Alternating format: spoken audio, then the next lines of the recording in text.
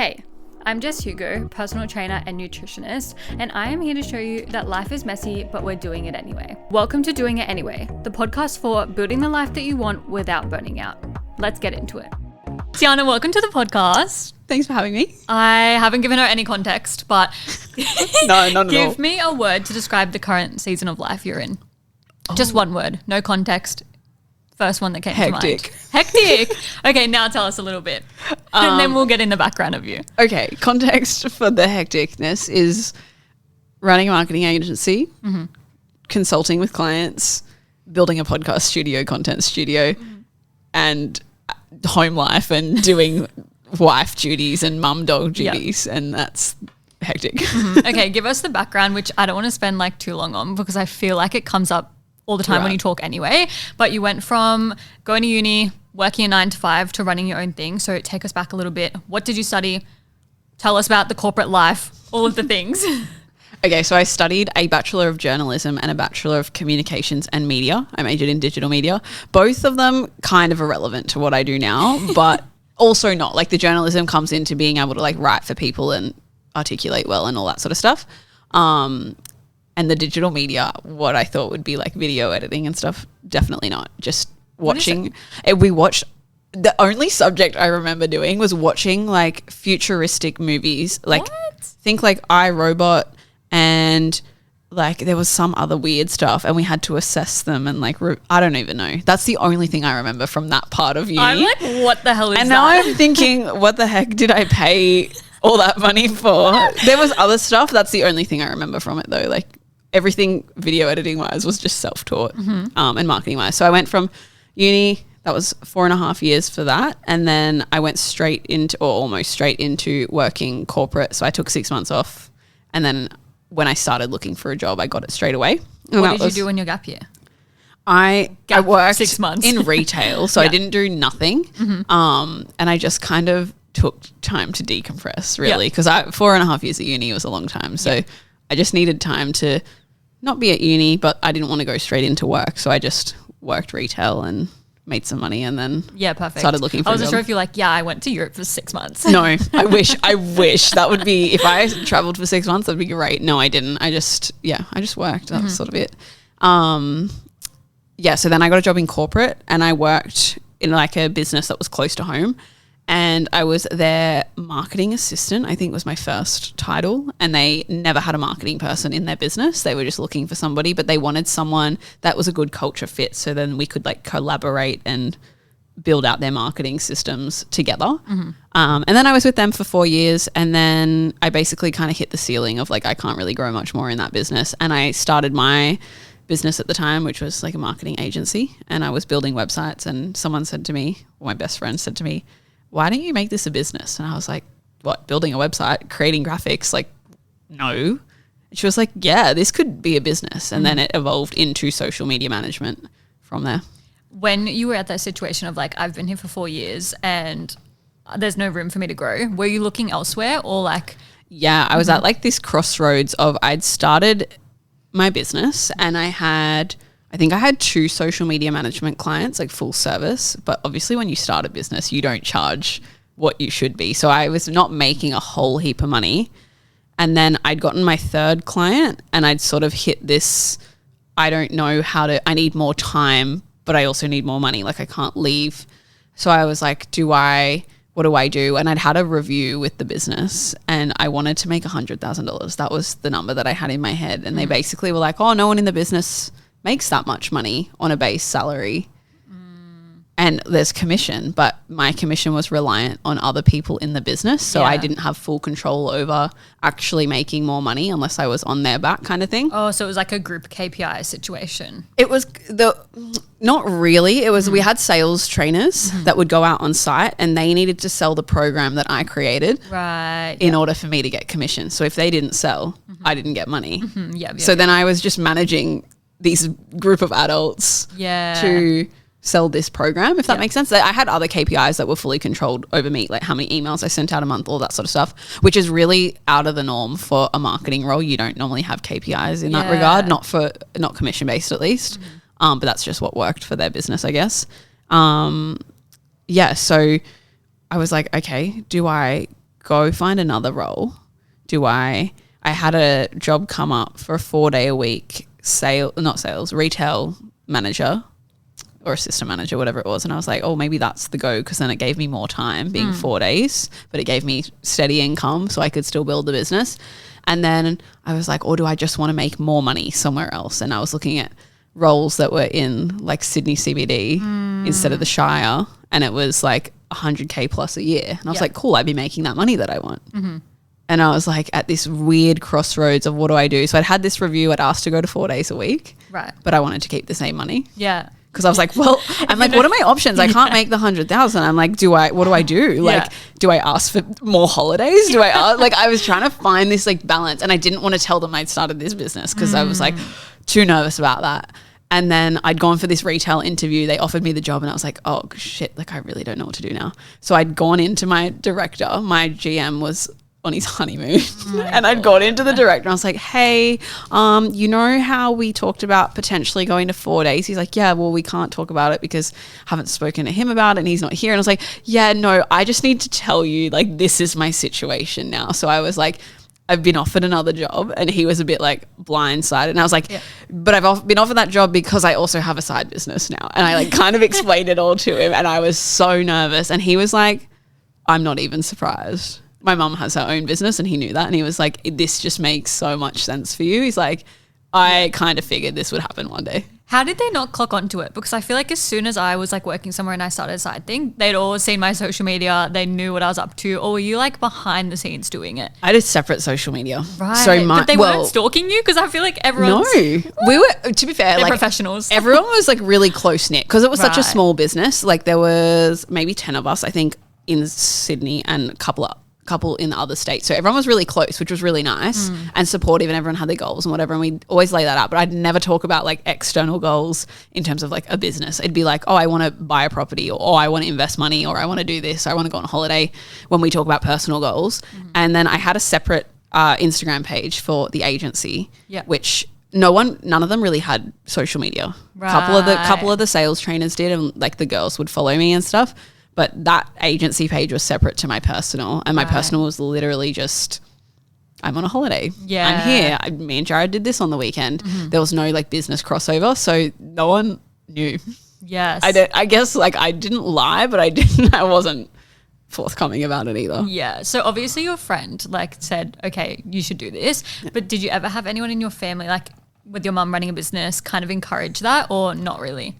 My mum, not that she didn't encourage it, she was kind of neutral. She was like, yeah, if that's what you're going to do, like do it. We can like set you up, all this stuff. But she also she doesn't understand what social media is. Yeah. She doesn't have social media and she doesn't want to have social media. So she's like, what do you mean you teach people this? Like, what do you do? Yeah. Like, she's also my accountant, by the way. So trying to explain that for both perspectives. But yeah, she was like, if that's what you want to do, like do it. And then when I came to, I need to leave work because the timing, I don't have enough time to do full service. I had one coaching client, but she worked out really well because she was in the US. So the time zones were pre-work.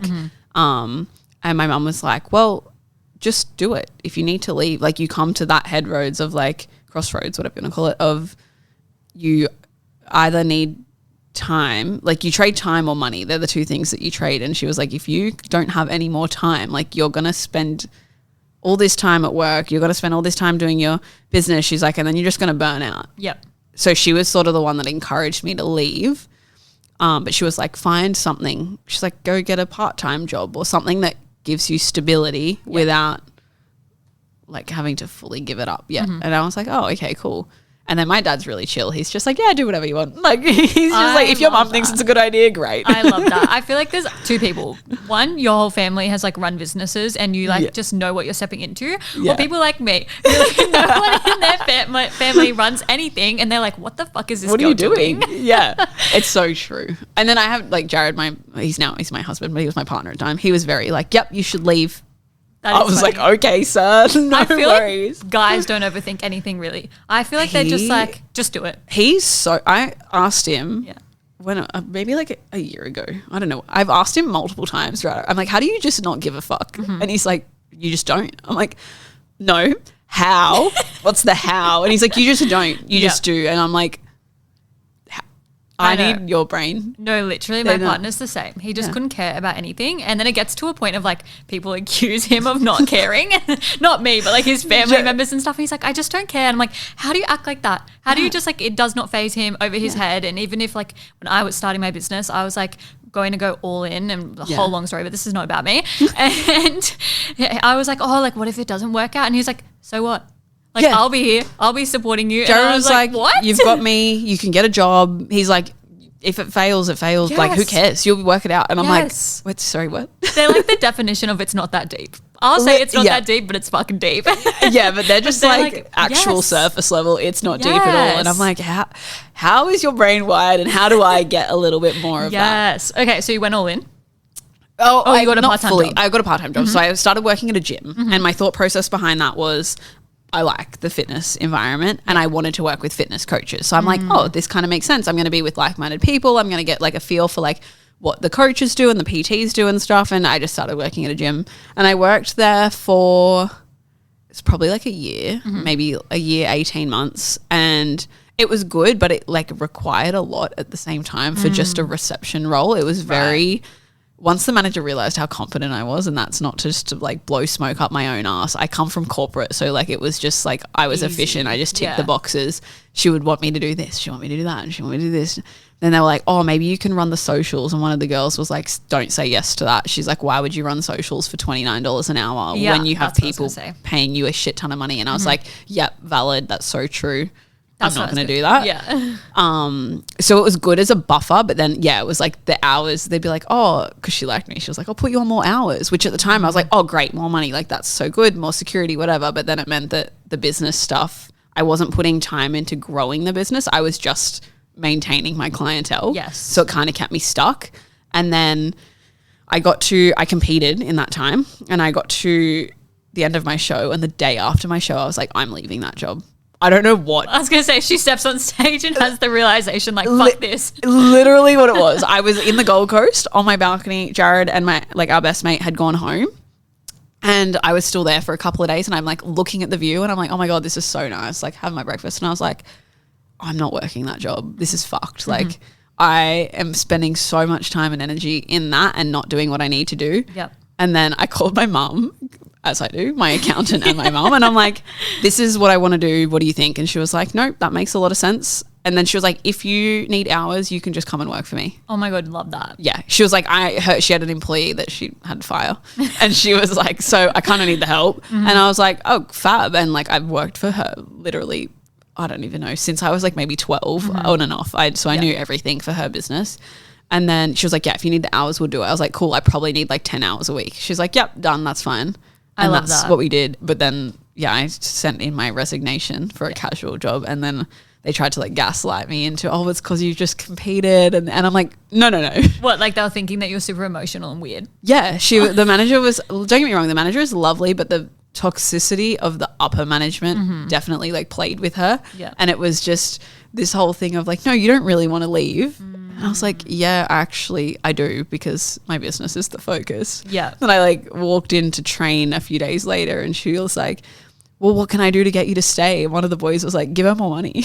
Oh and I was like, true. She's like, I can't do that. And I was like, well, then I got to leave. Sorry. I feel like that's the definition as well of like your environment really matters. Because why do you go to Queensland and you're like, I'm moving here. I'm changing my whole life. Literally. I literally, even like when I saute in the Sunshine Coast, I'm like, should I just move here? Yeah, honestly, something about like just being in the sun and up there. And I'm like, oh, it's such a good lifestyle. That's why we live in Wollongong, because we wanted that like relaxed, laid back, in the sun at the beach lifestyle without all the people in the Gold Coast. Yeah, that's why I kind of like the Sunshine Coast. But like everywhere there, low-key. I mean, everywhere is busy now. Yeah, that's true. But you just touched on bodybuilding, so now you have to tell us everything. What made you want to compete? Okay. I don't have a very strong why. You don't need to. I feel like people in the industry really like gaslight you into being like, that's not strong enough. If I just want to get on stage and look hot, so be it. So that's my whole thing. I'm like, every time someone's like, oh, your why is what keeps you going in prep. I'm like, my why is I value the personal development aspect of like, how hard can I push my body? How hard can I push my mind? Can I stretch my capacity to do more, hold more? Yeah. But that to me is not a strong enough why that if I had a shit day in prep to be like, I'm just going to push through because this why is important. It's like, obviously I'm going to push through because that's what disciplined people do. That's how my brain is wired. Yeah. But it's not this thing of like, if I'm struggling, that's not propelling me forward. I'm just like, see ya, I'm out. Do you know? But the reason I did the first show was my best friend competed. So she was my fitness coach at the time. Right. She's my Pilates instructor, fitness coach. She competed and I watched her win her pro card with, it was WBFF at the time. And I was like, wow, she looks amazing up there. That's so cool. I would love to do that one day. Just one day. It was a future thing. And she was like, oh my God, it was so much fun. I messaged her. She was like, yeah, it was so great. This, that, the other, whatever. And then maybe like 6 months later, it must have been. No, must have been more than that. I don't know. She closed down her fitness business and she pivoted to another business. And I was like, oh, I need to do fitness coach. So I just went to her coach at the time. And then when we got closer to the show that I did, we were like 22 weeks out and I was like, yeah, one day. And my, like the coach at the time knew about it. And then he messaged me a couple of weeks prior to prep starting and was like, do you want to do the November show or October, whatever it was? And I was like, oh, yeah, maybe. And I was like, I must be in an all right position if like he reckons I can do it. And then I was like, let me talk to Jared, look at finances, whatever. And I came back the next day and I was like, yep, let's do it. And that's sort of just how I decided to do my first show.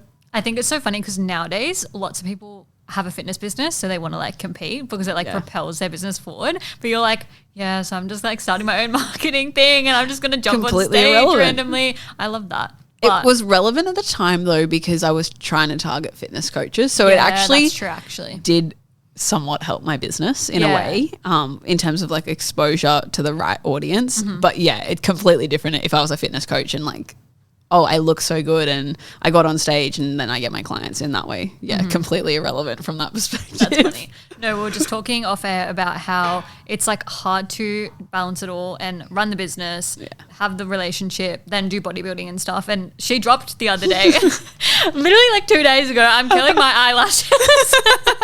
And you just out of nowhere. So I'm like quitting bodybuilding. I'm like, huh? Like we only just talked about bodybuilding like the day before. Yeah. So talk us through it. You came to the decision you're not doing anymore. Yeah. What the fuck? Well, I don't want to never say never, right? Okay, yeah. Because I do love getting on This stage. is not touch wood. No. This is just like the season of life of hectic. It's on the back burner. Yeah, that's the whole thing. So I feel like you almost, when you're in the space, you almost identify. It's like a part of your identity, right? So I, for so long, have been like, do I want to, do I not? Jared hears it probably like fucking 3 times a month. I don't think I want to bodybuild. He's like, all right, we're going through a phase again. Cool, whatever. Like we're in a season. He gets it. He's like, you're stressed, you're busy, whatever. But like, yeah, the other week I was like, oh, you know what? I actually think it's not the right thing. It's not the right time for me and I want to do it. I spoke to my coach. I was like, look, I want to do it. It's not to say I won't. I just don't foresee it being, originally we wanted to do a show next year. Yeah. And I was like, I actually don't foresee that being a possibility and being able to come in really well, given that I'm not training properly right now. I train hard, but I don't train enough. And it's like, nutrition's easy for me, but I don't get my steps.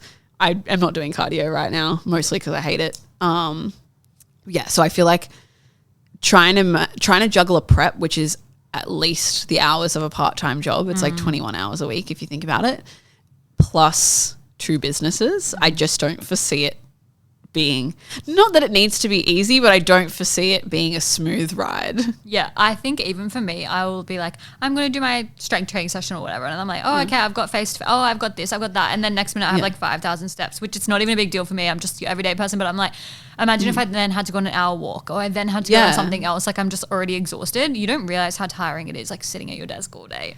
Like literally. Then you don't want to move anymore. No, I have this conversation with my husband because he paints cars for a living. And he's like, you just don't get it. Like I exert myself and you sit at a desk. I'm like, mentally draining is such a different level of like draining. Yeah. I'm like, I don't know what it's like to work in a trade. It's probably really fucking hard. But I'm like, equally, so is my job. Yeah, no, by the end of the day, I'm like, brain fog. You're trying to talk to me and I have no idea what you're saying. Yeah. It's like it goes straight over my head. Literally, I could not even be distracted and like my partner would talk to me and I'd just be like, staring off into the abyss. Like, I don't know what's going on. Sometimes he gets two extremes from me. He'll come home and it'll be like, because I'm like, I haven't spoken to anyone all day. Or he gets the other extreme where I'm just like mute and he's like, are you okay? I'm like, I just need to decompress. No, this is like the chronicles of a business owner. You don't know which version you're going to fucking get. Some days I realize I haven't talked to anyone and I'm like, I have so much to say. No one in my family cares what I have to say. But I'm like, this fucking happened. And they're like, girl, what the fuck I call my mom. I FaceTime my mom every day because I'm like, she gets it 'cause she's a business owner. But I'm also like, I need to talk to somebody because I've got no one to talk to. Mm-hmm. Do they live in Wollongong or Sydney? No, they live in Sydney, but they've got a holiday house in Wollongong. Oh, so they come down for the weekends, which is nice. I'm laughing because I said to you like, oh, you're going to come up. I'm directionally challenged. It's down. I know it's down, but I was going to say the wrong thing just then. So thank fuck that you said something.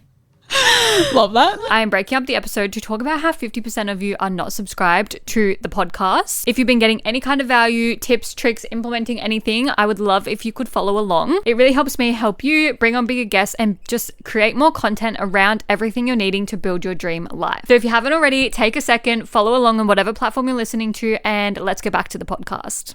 So you're running 2 businesses at the moment. Talk us through everything. Okay, so I've got, in the easiest way, I've got my consulting coaching business, marketing consulting coaching business, and then I've got like a marketing agency with my business partner. Yeah. There's been multiple iterations of all of that from then to now, but that's essentially the 2 businesses and then soon to be 3rd. How did you decide to go in with someone? Because something that I always struggle with, not that I'm going in with anyone on anything, but I always think like you see people co-host like a podcast and then they stop being friends, or you like, and then the podcast is like cancelled, or like you see people like do a collaborative event or something like that, and then they have and I'm just like, I don't know how the hell you can choose someone safely and like have that trust in it. So like tell us a bit of the behind the scenes. So I've had a business with my best friend before. We did content events and we did like I don't want to call it a mastermind, that's the wrong word, like a group coaching program, all that sort of stuff. That was a no-brainer for us. We had to have a whole conversation around like friendship and business and separating the two and like having conversations about things, but also we're both very emotionally intelligent that was never going to be a problem. So that was all fine. And then, she just went in a different direction from doing business herself to working for someone, and that's why that sort of ended. But with the agency side of things, when I started my business, I started it as an agency, and then I decided I don't want to do social media management for people. I freaking hate that. Like, it's just, I don't like the deadlines. I don't like any of that stuff. I get way more fulfillment teaching somebody how to do it, and then they come back and they're like, oh my God, I did this and this was the result. And that for me is so much more impactful. So I was like, I'm not going to do the agency thing. But I had a business coach at the time and I did like a short 12-week stint with her, and she was, at the end of that, she asked me if I wanted to do like subcontracting work, and I was like, oh yeah, sure. So when I decided to not have my own agency, I just kept the subcontracting as my safety net instead of having a part-time job. That was that while I built the coaching side. And then at the end of last year, what my plan was these clients will all drop off. My logical brain, they'll all drop off, and then that'll go down, coaching will go up, and then I just don't have to do that anymore. Yeah, that never happened because I've built these really nice relationships with these people that a couple of them dropped off here or there, and then I'd gain another one, and like then no one ever left. And I was like, okay, so I still work with them. And she approached me at the end of last year and was like, in order to get to the goals that I want and have like the lifestyle that I want, I actually think I need a business partner. And we'd worked together for, I think it's 2.5 years, maybe 3. She was like, you're literally the only person I trust. And she was like, so do you want to be my business partner? And I was like, oh, yes. Like, I feel like you got presented with so many opportunities that just you wouldn't guess. Well, because we sat down and talked about it too. And she was like, well, what are your goals? I'm like, well, I want to have a business that doesn't solely rely on me. Like if I'm sick or I want to compete or I want to do something, at the moment, everything relies on me because I'm doing the work and I'm doing the consulting and I'm running the back ends and I'm doing whatever. So I'm like, if that looks like having contractors or employees, that I'd rather manage a team and knowing that it's set up as a business that I can take a sick day and nothing fucking falls to shit. Like that's sort of my end goal, and I want to have kids one day, obviously, so I want to have flexibility for that, and she's sort of the same. So we were like, the goals really align. And because we worked together for so long, we sort of knew how each operate, and we had a whole conversation of like, is there anything that you see that I do that could be a problem, and same for her, and like just very transparent about that. And obviously working out, okay, if someone wants to do this but someone wants to do that, what's the approach? Okay, we need to have a discussion and work out a negotiation that still works for both parties. So like there was a whole lot of conversation around approach to that, and I guess it all just comes down to like good communication and transparency and like maturity. I feel like so many, business aside, so many friendships fall apart because people won't communicate, or it's just a miscommunication. And like I don't know why, but it's very common now that everyone would just rather throw away their whole entire friendship than have a conversation. And I guess we see it almost normalized in influencers and stuff. So that's why, because how many influencer fallouts and you just never know what happened with them. You never know what happened. But that's the same of like, I have clients that like fully just get ghosted by like their besties, and I'm like why are people not having a conversation? That's what I don't get. Like I had a client come to me the other week and she was like, hey, I've got a lot of personal stuff on, and I called her. I was like, I'm just gonna call you.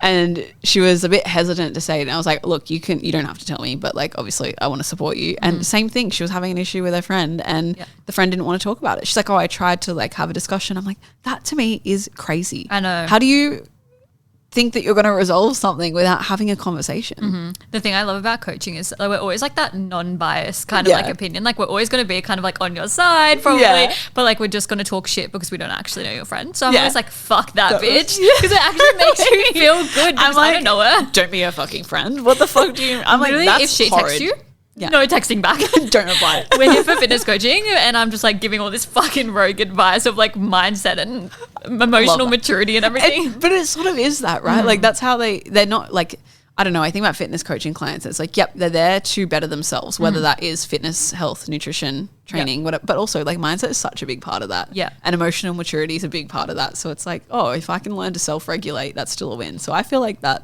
For sure. Because if you're consumed by everything else, you're not going to go to the gym. You're not. It's the same like path of what we were saying before. If you're so busy with everything else and you're letting like this friendship consume you, and you're already not making it like much of a habit, because that's obviously Gen Pop. It's like not really a habit yet. Yeah. Then it's going to fall straight to the back. That's if you're the just thing worrying that about goes. this friend. Yeah. Oh, I can't be bothered to train. I won't go. Oh, I'm just going to order takeaway because it's easier.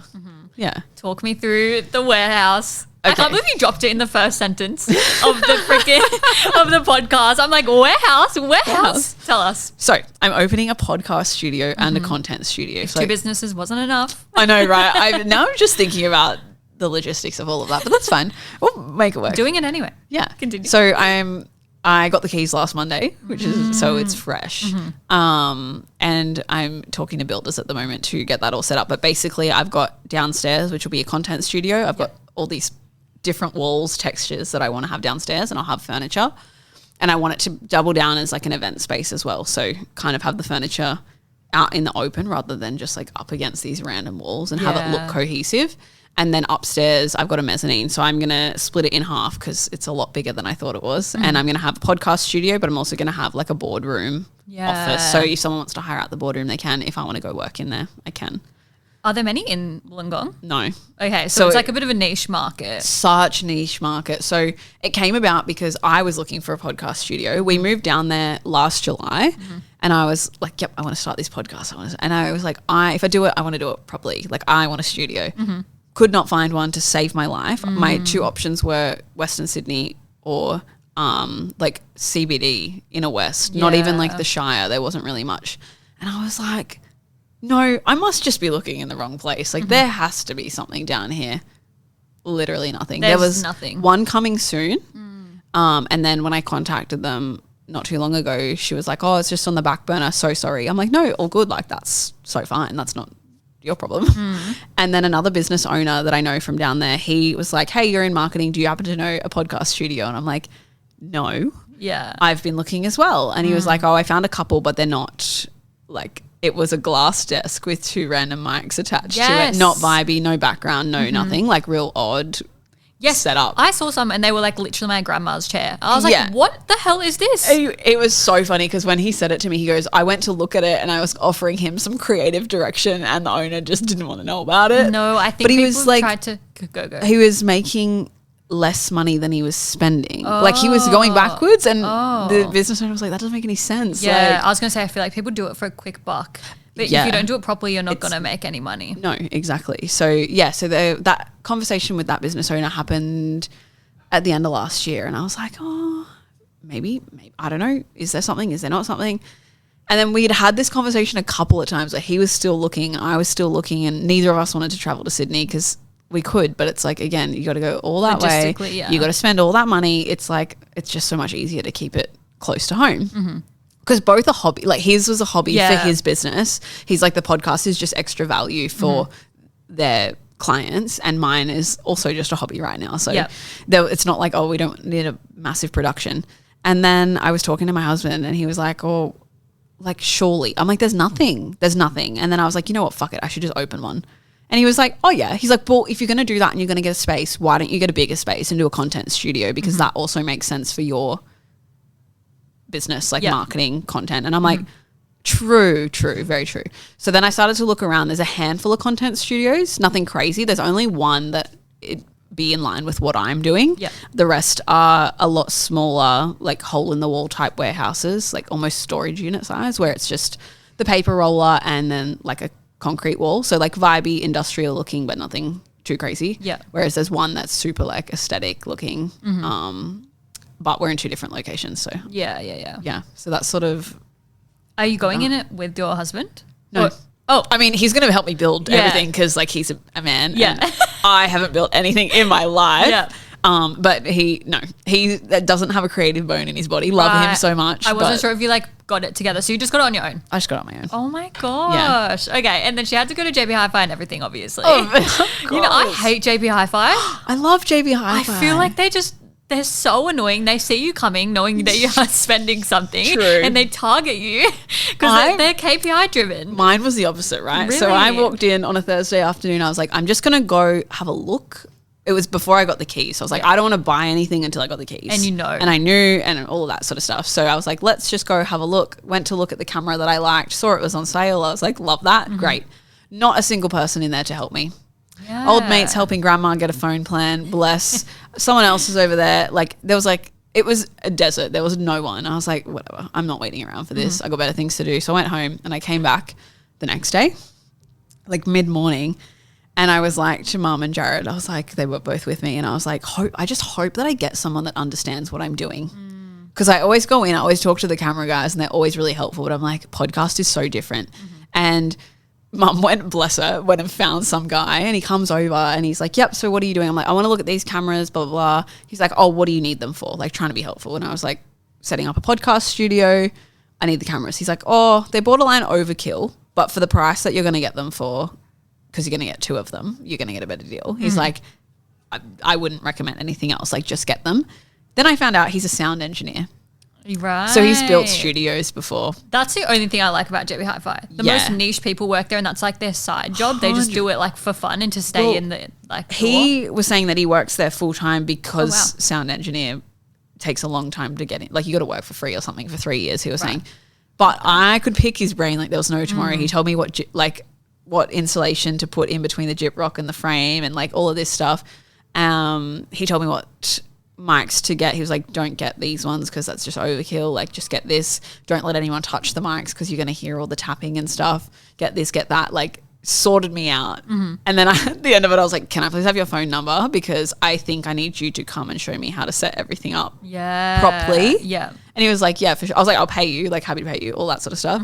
He was like, yep, for sure. So I was like, sick, I've got a connection now. And okay, so Sydney JB Hi-Fi suck. Got to move he down. Was to so good. Like even like Jared was like, that's so nice of him. My mum was like, wow, he was so knowledgeable. And I was like, I could have got exactly what you said. Someone that was like, oh, she's about to drop $5,000. Like, who cares? Like, let's just sell her everything. He was like, I wanted Rode mics. He was like, don't get Rode mics. You don't need them. You can get something just as good for half the price. And I'm like, cool, get me those. Like, he was super helpful. What do you think the timeline is on the warehouse? Like, I'm the type of person that I'm like, I can do this in 3 months. It ends up being 6. Like, I'm always unrealistic. I'm also unrealistic. Yeah. So the thing with me was budget and timeline. I was like, I don't know how realistic either of these things are. So timeline-wise, after speaking to the builders last week, I'm assuming it's not going to take all that long. I am thinking 3 weeks. Oh my God, 3 weeks. So one of the builders I spoke to reckons he can get the podcast studio built in a week. Oh my gosh. With himself doing most of the work, Jared helping a little bit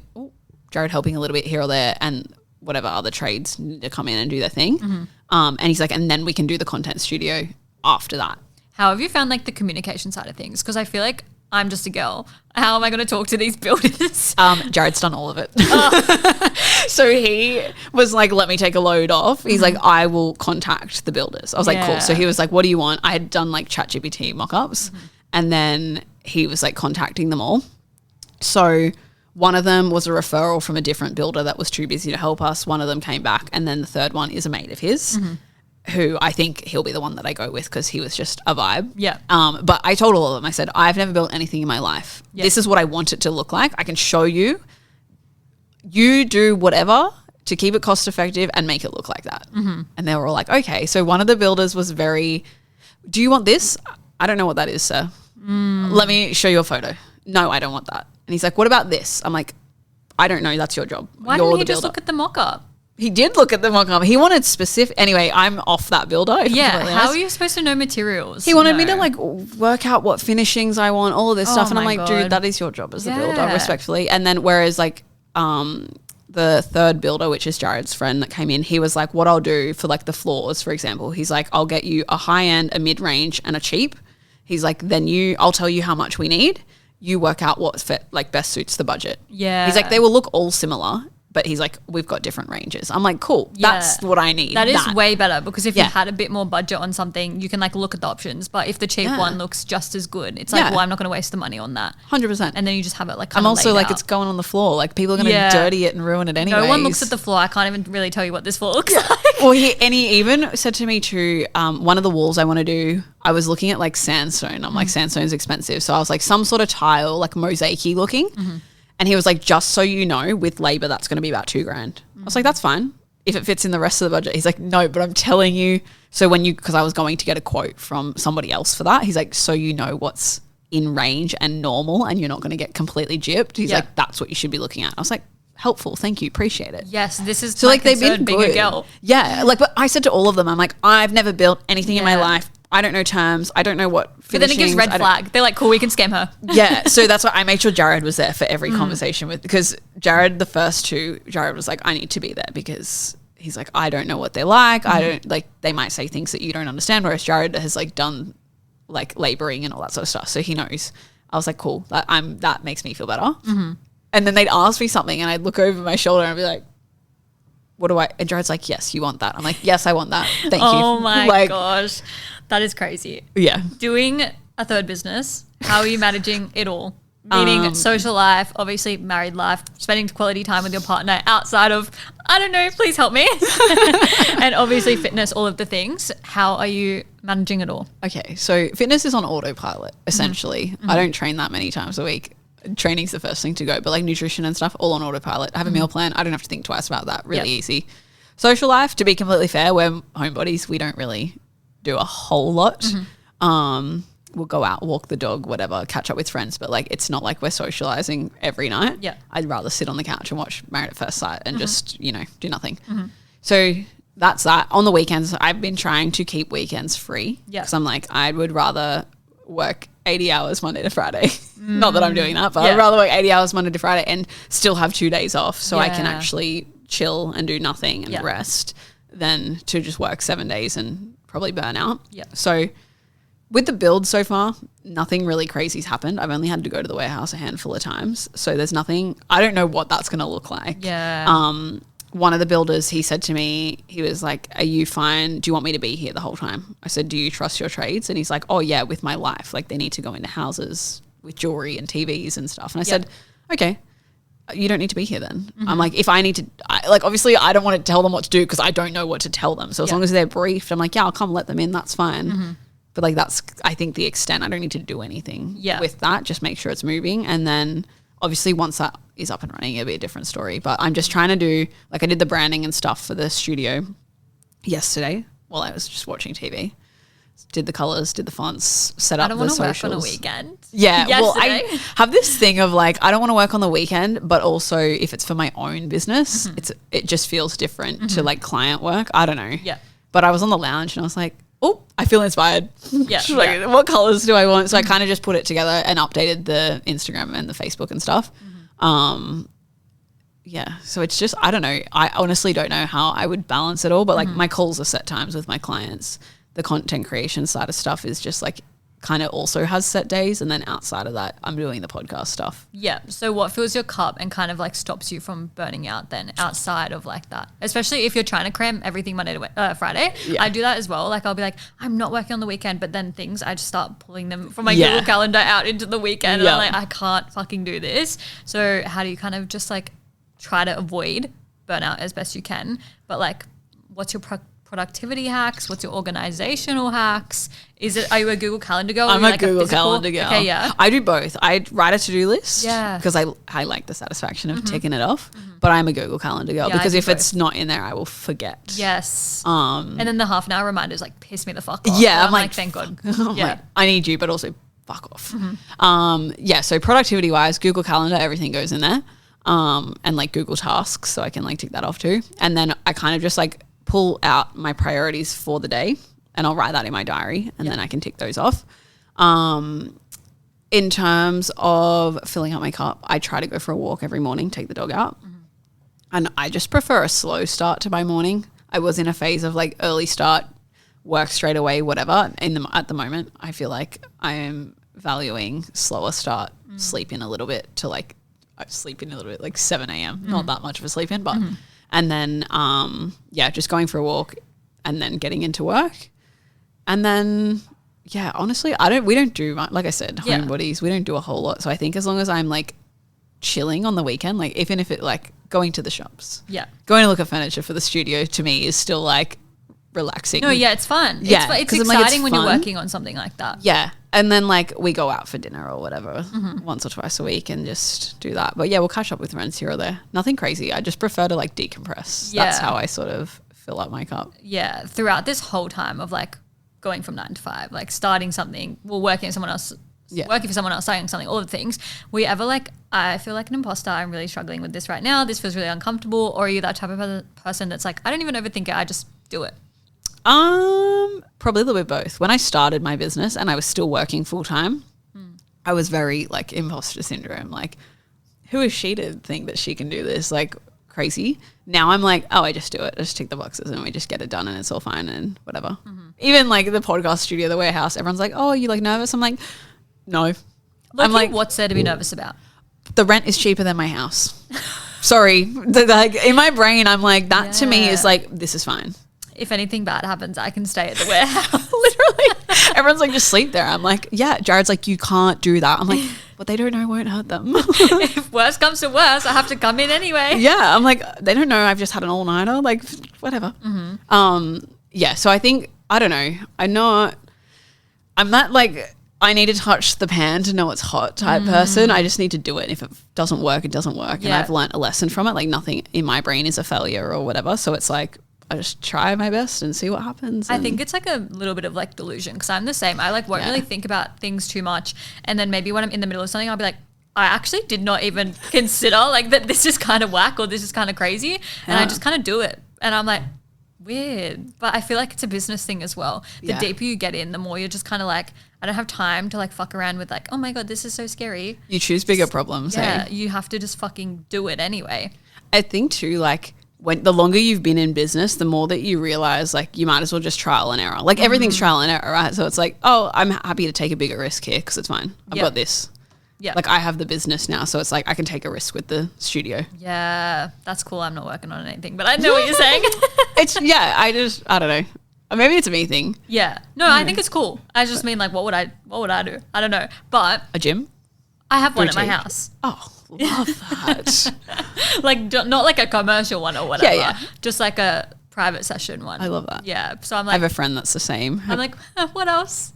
But like you don't need to add to your plate all the fucking time as well. Like equally, I'm like, relax, girl. Like just focus on this. I didn't do a lot for a long time. Like I was just online business. That's just me, whatever. But I was always craving the connection thing. Yeah. And I think it just made sense that like studio, they don't have to hire me, but I'm going to be there to be like, hey, come in, like help yourself to coffee, blah, blah, blah, whatever. I'm going to be there if you need me. That is probably going to be enough. Is that what you were wanting to? Because obviously you don't want the business to just be like you, right? You kind of want to step back a bit. Are you wanting to step into that more? Or like, I don't know.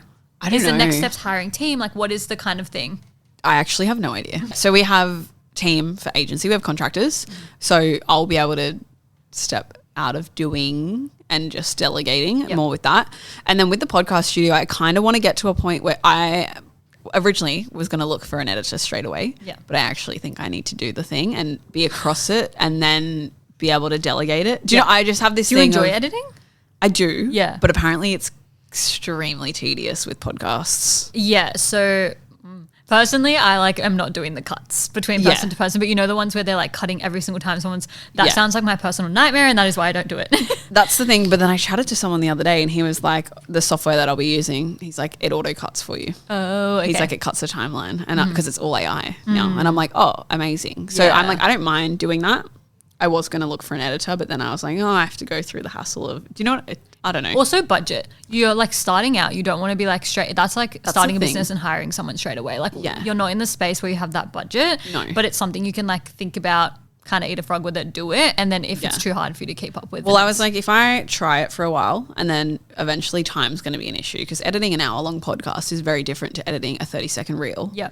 So I was like, I'll just do it. And then if time becomes a problem, I either outsource that or I take a step back from something. Like, I don't know. Something will give and I'll work out what it looks like, whether it's like, get an editor in for the podcast and then I don't have to worry about it. And then obviously I can increase the price or do whatever I need to do or take less profit. But like, obviously when I've started out, I want to make as much as I can to cover the rent and all the expenses and what goes with it. So obviously the build. But yeah, so that's sort of that. I have a hypothetical scenario situation for you. Love. If someone was kind of in the situation that you were in, where they might be working a job, maybe it has nothing to do with their degree, and they kind of wanting to step out into something else. Doesn't necessarily need to be marketing, but I would love perspective, because everyone's like, marketing and everything is so oversaturated. Shut up, everything is. There's 101 hairdressers down the road. Anyway, what advice would you give them on like what should they do? What should they be focusing on? What are their next steps? Oh, have they started a business? Or they're just thinking about it. My advice is always just start it. Just do it. Take action. Whilst they're still working that job? Yeah. I am very logical. A lot of people are like, take the risk, go all in, blah, blah, blah. But like, think about it. If you have to pay rent, you don't have the luxury of living at home with your parents, you have expenses, you have a phone bill, you have all this stuff. Like, you kind of need to earn money to do the thing. So my advice is do both together. Yeah. And then back off the full time slowly while you increase the other. And obviously that's also dependent on industry and how much time you need in the business and that sort of stuff. But there is a balancing act, and you'll be able to do that balancing act for a little while before you hit burnout. Obviously, if you're spending 100 hours a week working, it's a different story. But yeah, so my advice is always start the thing, start the socials, start branding, marketing. Don't spend too much time branding, but like start marketing, build the personal brand alongside it, because that generally is what helps connect with people so much quicker. Network, start to like outreach, network with friends, family, whoever can refer people to you, and get proof of concept, whatever that is, results, outcome, the thing. And then, slowly back off the full time and increase the business. So do you suggest they have their personal brand one and they make like a separate one? Or no, I'm big on no. Yeah. It depends on the industry, right? Yeah. Like I've created a whole new Instagram for the podcast studio. Yeah, but that's so different. Yeah. It's not going to be a personal brand. It's going to be very like business brand. Because people are going to book regardless of who you are. Exactly. They don't care about me as the owner. It's completely irrelevant to the business. Whereas when we look at marketing and consulting, I have a personal brand for that, because they look at me and they're like, yep, I want to learn from her. Yep, I like her vibe. Or she's really easy to understand. Like, cool. She's direct. She's whatever. So I think it depends on the industry, but generally if it's like a coaching or like some sort of service-based industry where you are providing the service, then I would say just do the one page. I agree. Still have your colors and your logo and whatever, but definitely it's easier to like who can upkeep multiple Instagram pages? No one. They make them and neglect them. I'm struggling now. I'm like, what am I going to post on the podcast page? I don't know. I don't even have a podcast page. Everything is tied into my brand, because I think if you're listening to me, it's me, and 100%. Like you're going to follow my personal brand. Exactly. And all of the like facets of you make up who you are, like, and your interests and stuff. And I think I'm the same. I'm launching my podcast next week, and I'm just going to keep it all on my personal page. Yeah. More content too. Can you give us a spoiler into your marketing plan for the warehouse? Yeah. Okay. So current marketing plan, I haven't fully sat down and mapped it out. Current marketing plan is like follow along the build, and it's just going to be collabed straight between my page and the business page. That's how you post on both Instagrams. That's how you collab everything. And then I'm actually looking to run ads for brand awareness straight away. So I have a friend that's an ad specialist, and I was talking to her, and I was just toying with the idea of either getting everyone to a wait list or building the Instagram. And she was like, build the Instagram makes so much more sense. So I'm going to start to run some ads because it is local. Obviously, there's no point me trying to target people in freaking America. Yeah. I need to target people that are close. So I'm going to run ads as my first protocol. And then once I sort of get people in the door, I'm obviously going to have them tick a box to say I can use their content, get them to tag me. And I think it'll be a lot along referrals and like, what's the word? Like, I see you use it and then you want to, do you know what I mean? Yeah, like just your network. And all networking. The things. So I think that'll be the biggest thing. Yeah, in terms of like marketing plan, I want to do something fun with email marketing, but I haven't honestly mapped it out yet. To me, email marketing is dead. Like I have it and I use them, but my ideal clients don't open the emails. Yeah. They're not, honestly, I'll send them an email, like a business related like email for one-to-ones. Like people that are literally in my thing, they're not opening them. I'm like, guys, what are you doing? Literally, I think no one opens them. Yeah, it depends on the industry. Yeah. I look at mine, I've got a pretty high email open rate. It's like 40-something%, which is that's good. Really high. But I guess that's marketing, hey. Yeah, right. And I think too, it's like, but for a studio, it's like there's only so much that I can do that's interesting. So I'm like, I'm going to do the waitlist thing so people know when we launch. But then it's like, it might be logistics where it's like, hey guys, we've got this new wall in the studio, like come try it out. But yeah, my current marketing plan is do some outreach to local businesses, offer them like a one-time discount for their first use, hope that they like it and come back, obviously. Yeah. And just start to build like Google reviews and just get feedback as people come in. Yeah. Do you think flyer drops are dead? I don't know. Personally, I've never done it for my business. Okay. I don't think any form of marketing is dead. I'm going to say. I think it's dependent on what works for your business. Why do I feel like a flyer drop would really work for the warehouse? So I was going to flyer drop in the complex. There's like 80 warehouses in the complex, and I was like, maybe I'll flyer drop and just say, half of them are builders, so they're probably not going to use it. But you never know though. They could have a girlfriend who's an influencer. That's exactly the builder. One of the builders that came in, his wife was in marketing. There you go. And she was like, find out more. I want to know more. Like, so yeah, there's a hairdresser, there's a couple of gyms. So there's people that would use it, but I was like, I'm happy to offer like hey, you can have a discount because you're in the complex, like permanent discount forever, whatever. But outside of that, I think the thing with flyer drops is you don't know who lives in the house. Yeah. So it's based off volume. If I have to do 1,000 flyers to get 10 people in the door, then the ROI is not that great. Yeah. Whereas like an ad, I can target a little bit more specific to business owners, and I can do outreach with local businesses that are like hairdressers and salons, and I'm like, you would use this space. Yeah, it makes sense when it's like a business complex. I got one the other day at my house because I have my signage out the front. Yeah. And it was like a business accountant type thing. And I was like, he saw my sign and said, putting it in hers. Smart. But I live in such a weird area that I was like, that is so weird. I don't know. Yeah. I'm surprised that they were doing my street and whatever, but anyway. My other thing was like I could always flyer drop in like retail buildings. You could do it like on your hot girl walk. Yeah. I'm like, if I just go to businesses instead of houses, then Yeah, I think people make it so deep of like, I need a whole morning dedicated to driving around, whatever. I'm like, but you could just go on a walk and just slip it in while you're on your walk. You know what I mean? Just under the doors, whatever. That's exciting. Last question for you. Is there anything trending in marketing at the moment that you're liking or anything that you're like, I'm hating this, and any predictions for like where marketing's going the rest of this year? God, okay. It's loaded. Making me think that is loaded. Things I hate right now, it's not necessarily trending. It was for a little while, is when it's so much more prominent in the fitness industry, but when coaches shit on other people, they do those react videos. Yes. I hate those. And it's always like men. Almost always men. It is. It is. And I get it, but I think there's such a better way to do it. It's not just like shitting on somebody and like calling them out for whatever they're doing. So I hate those. That's just a pet peeve of mine. Yeah.